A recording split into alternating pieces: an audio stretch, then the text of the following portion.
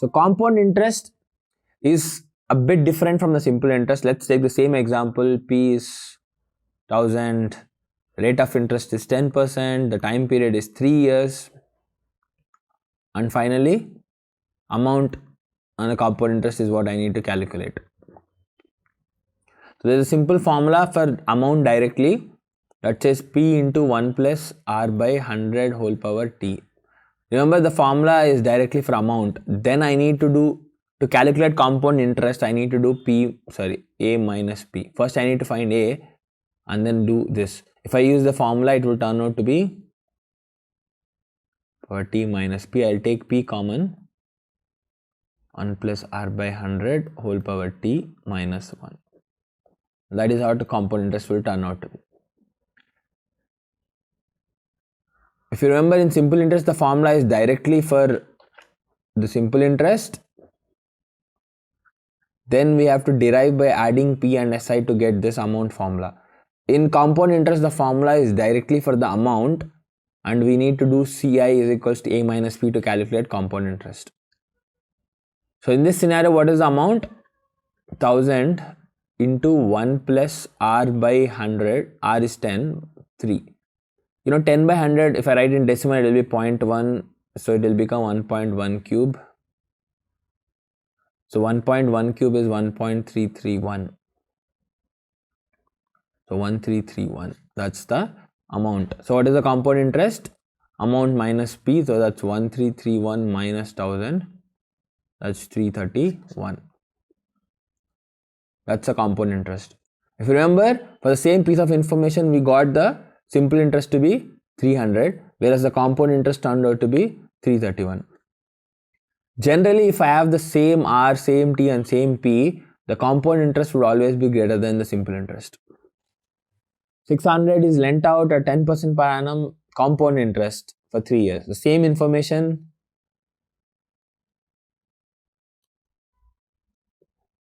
For 3 years, so the amount would be P into 1 plus R by 100 whole power T, 600 into 1 plus 10 by 100 whole power 3, so 600 into 1.1 cube, that will be 1.331.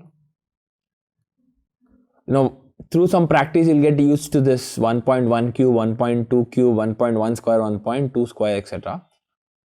If not, if you have calculator in the exam, you can use that also. So it's going to be 798.6.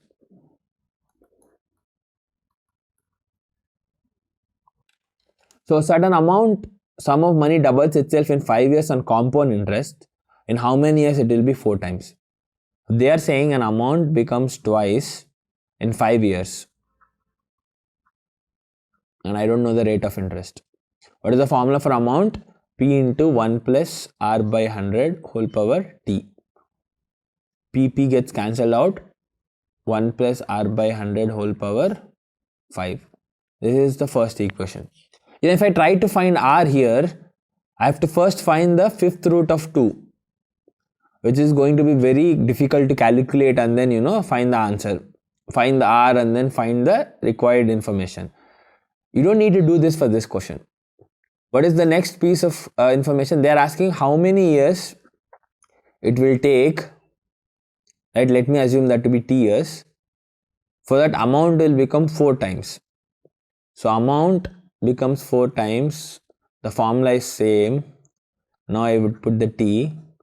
So 4 is equals to 1 plus R by 100 whole power T. Now I need to find the value of T. You see, if I square this equation, right, on both sides, 2 square is equals to 1 plus R by 100 whole power 5 square.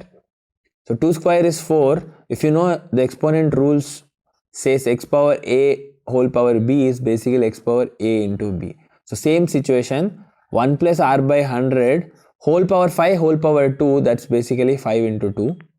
So 4 is 1 plus R by 100 whole power 10, which is what I see here, right? I'll combine both the equations. I'll get 1 by R plus 100 whole power 10 is equals to 4 equals to 1 plus R by 100 whole power t. Now the expressions are same.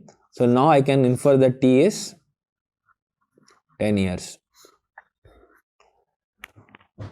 See, that is how you'll solve this question for compound interest. The logic when they set a question should be using this point. They will never ask you a question like how many years will it take to make it 3 times. Why? If I have to make it 3 times, I cannot connect the 2 and the 3 in any way by squaring, cubing or something. So the question should generally ask you 4 times, 8 times, 16 times, because the initial clue is on doubles. So that I can use 2. So square on both sides will give me 4 times. Cube on both sides is going to give me 8 times, etc. So that's how they will connect. So they will not ask randomly, right? Otherwise you have to actually use a scientific calculator to find the roots and then find the R and then go ahead and solve it.